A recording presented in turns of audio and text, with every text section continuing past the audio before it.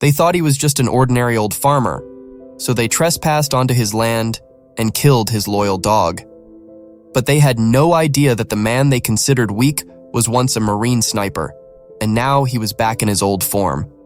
On the other side, in Mexico, a young boy named Miguel lives with his mother, Rosa. In the afternoon heat, Rosa is cooking in her small house when suddenly her phone rings. The call is from her brother, Carlos. His voice is trembling. He tells her that a powerful cartel is after him because he stole a large sum of their money. In panic, he tells Rosa to retrieve the money he hid and leave Mexico as quickly as possible because time is running out. Just moments after the call ends, the cartel captures Carlos. Their ruthless leader Mauricio checks his phone and sees Rosa's name in the recent calls. He becomes convinced that Rosa knows something. Without any mercy or second thought, they kill Carlos right there. Meanwhile, in Arizona, USA, a retired Marine named Jim works on his dry, barren farm. He lives near the US-Mexico border and always keeps an eye on his land. Whenever he sees someone crossing the border illegally, he immediately informs the Border Patrol. One day, while checking on his livestock, he spots some people sneaking through the desert. He reports it right away and, out of curiosity, follows them from a distance. A little further, he discovers that one man with an injured leg has been left behind, while the others fled. Jim quietly reports the location on his radio and returns home. He says, "There's an injured man here. It would be better to send a doctor." After returning to his farm, his worries increase. A bank official arrives and reminds him of the outstanding debt. He hasn't made any payments for 6 months, so he receives a warning that his land will soon be auctioned off. Since his wife's long illness, Jim's savings are depleted and he's drowned in debt. The bank clearly states that if he doesn't pay, he'll lose his home. Jim pleads with them to give him a little more time so he can get back on his feet. Finally, the official says he has only 3 months or everything will be gone. Jim says, "I'm not a fool, I just need a little time to fix things." Then he sets out to look for a job. But the employment office official tells him that this job isn't suitable for a man his age. However, he promises to try for something else next month. Jim doesn't give up and goes to sell his livestock, hoping for some relief. But he gets such a low price that he can't even pay a small part of the debt. Even after selling everything, his situation remains the same. Exhausted, Jim sits in a nearby bar in the evening, thinking that maybe a couple of drinks will lighten the burden on his mind. The bartender, seeing his condition, calls his stepdaughter Sarah, who works for Border Patrol. Sarah arrives, sits with Jim, and they have a quiet conversation. Finally, Jim confesses that he's buried in debt and about to lose his home. As the night deepens, he tries to order another drink, but Sarah stops him and safely drops him off at his farm. Meanwhile, Rosa and Miguel are constantly on the run. The next morning, they reach near the border. They spot a small hole in the tall iron fence. They try to cross into America through it because the cartel is now very close to attacking them. Jim was standing nearby when he saw the two crossing the open area. Rosa, terrified and desperate, begs Jim not to report them. But Jim starts calling the Border Patrol. A short while later, Mauricio's men arrive and demand that the two be handed over to them. Sensing the situation, Jim makes an instant decision and tries to save them. Almost immediately, gunfire starts, and Jim shoots one of the attackers. He puts Rosa and Miguel in his truck and escapes, while Mauricio and his men chase them through the desert. During the chase, Mauricio climbs onto Jim's truck, but Jim overpowers him and throws him down. When Mauricio learns that the man Jim killed was his own brother, his anger intensifies. Now the matter is no longer about the stolen money, but personal. Mauricio's goal is now to find Miguel and avenge his brother's death. While fleeing, Jim discovers that Rosa is injured. She was badly wounded. Her breathing was irregular and her voice weak. With her last strength, she hands Jim a small folded note and a piece of clothing, saying these belong to her relatives. She begs Jim to send Miguel to Chicago and warns that if the cartel gets the boy, they'll kill him. Within moments, Rosa dies. Later, police and paramedics arrive at the scene. Sarah now gets information about the incident and tells Jim that Miguel will be kept at the station overnight and handed over to a foster care center the next day. The next morning, Jim wakes up in his truck near the border. His dog Jackson is lying beside him. Nearby, the same vehicles are parked that the cartel used the previous day. In his truck, he finds a bag left by Rosa. He opens it and finds it full of money. Seeing the blood-stained clothes refreshes memories of Rosa dying. The money no longer seems like an easy solution to his problems. It has become Rosa's last wish and a duty that he wants to fulfill. Recalling her final plea, he starts the engine and sets out again to find Miguel. Jim quickly reaches the border checkpoint, and an official tells him that Miguel was supposed to be handed over to his relatives in Mexico. But the official felt something was off. Looking out the window, Jim immediately recognizes some people standing outside. Staying calm, he asks the official for a few minutes to speak with Miguel alone.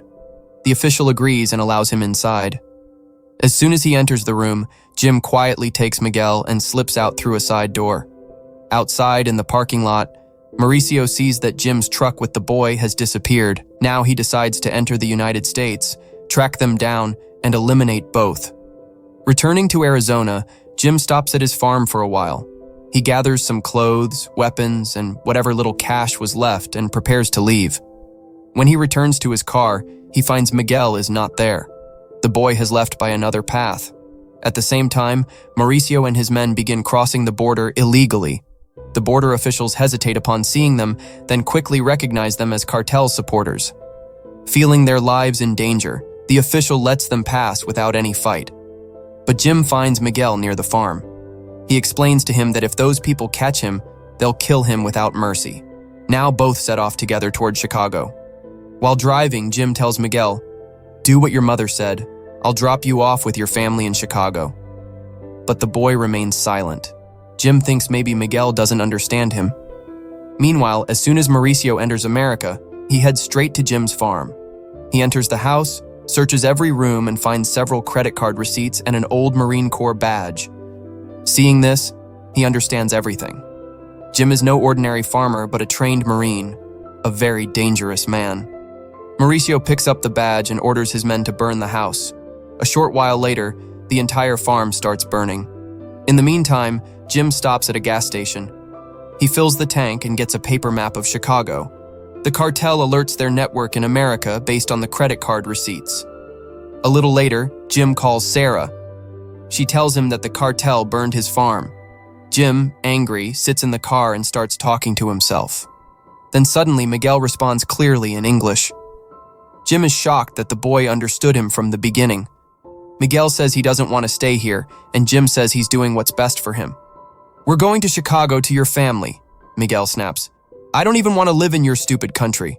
Meanwhile, the credit card transaction at the gas station immediately traces Jim's location. Mauricio arrives there with his men in just a few minutes. He goes inside and asks the cashier where Jim went. When she refuses to tell, he pulls out his gun without hesitation, shoots her, and leaves. From the security footage, he learns that Jim is heading east. Further down the road, Jim's truck breaks down, and he takes it to a nearby garage. The mechanic says the shop is closed today. With no other option, Jim takes Miguel to a small diner nearby. Here, for the first time, they talk openly. They properly introduce themselves. Jim asks why the cartel is after him. Miguel explains that his uncle was in big trouble with the cartel, and now they're targeting him because of that. When Jim asks about his father, Miguel quietly says he died before he was born. At night, they sleep in the truck. In the morning, Jim wakes up to find Miguel and Jackson missing. He panics, but a little later, Miguel returns with some groceries. Jim feels relieved. Then he gets the truck repaired, and they move forward. They drive while looking at the map. In the meantime, the repair payment traces his location again, and Mauricio sets out in the same direction with his team. During the journey, Jim and Miguel grow closer. Jim tells him stories of his childhood trip to Chicago. The atmosphere is calm and good. But then a police car with sirens comes from behind. The police signal them to stop. The officer approaches and asks Jim for his license. Jim calmly says he has a legal licensed gun and can show the papers. However, the officer becomes suspicious.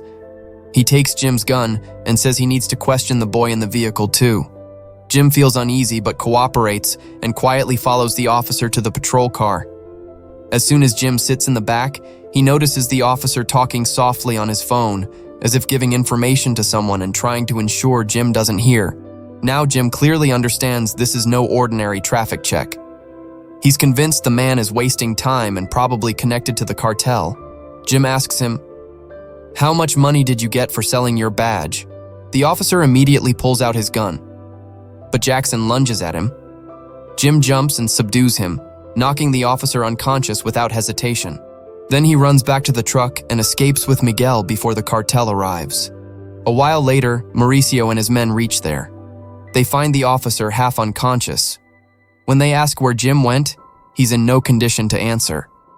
In anger, Mauricio shoots him. While searching the area, he finds Jim's road map and picks it up. From a distant hill, Jim and Miguel watch all this happening.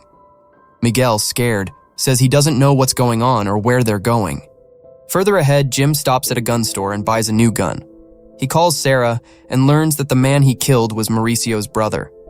Sarah tells him to bring the boy back, but Jim, in compulsion, only says he'll leave him safely. As night falls, they stop at a small motel.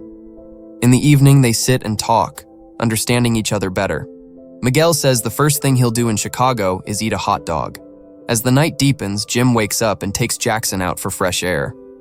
As soon as he steps out, he sees the cartel lying in wait nearby.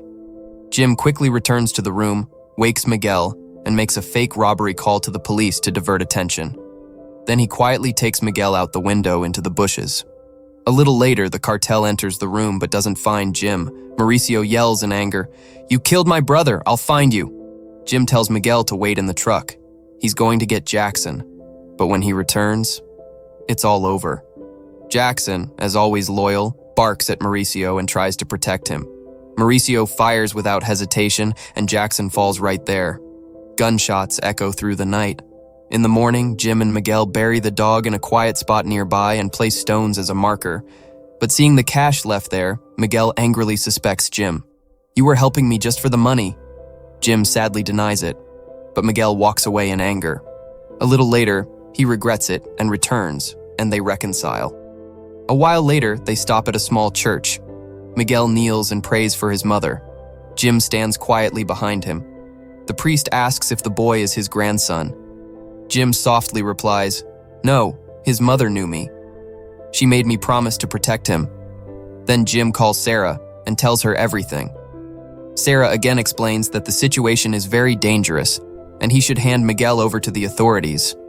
But Jim refuses. "I promised Rosa, no matter what, I'll get him safely to his relatives." And they set off toward Chicago again. As Jim and Miguel get closer to Chicago, Mauricio and his men keep searching for clues about them. Finally, they find the map left in Jim's car. There's a red circle around Chicago on the map, proving Jim is heading there. Mauricio immediately contacts cartel members in Chicago and orders them to eliminate Jim and the boy as soon as they arrive. Sometime later, Miguel sees Jim practicing with his rifle in a remote forest. Out of curiosity, he joins, and Jim teaches him how to aim properly, shoot, and disassemble and reassemble the weapon. Miguel says when he grows up, he'll kill everyone who killed his family. Jim looks at him seriously and says, "Taking a life is no pride. Your mother gave her life so you could live better.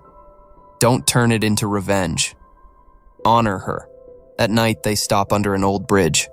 To keep warm, they light a fire and throw bundles of the cartel's money into it. Money no longer matters to them. Life and freedom do. The next morning, they reach the outskirts of Chicago.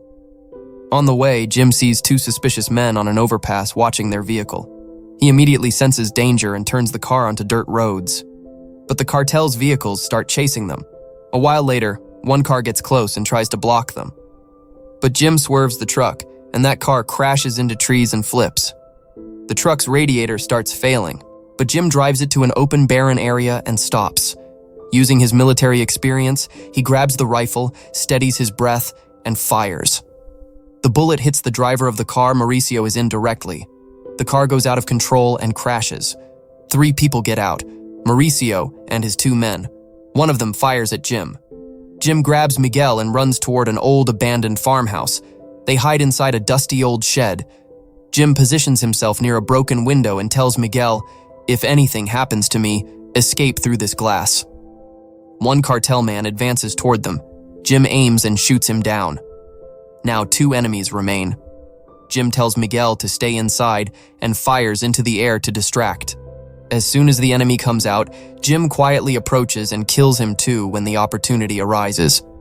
Now, only Mauricio remains. Moments later, Mauricio enters the shed, grabs Miguel, and puts the gun to his temple.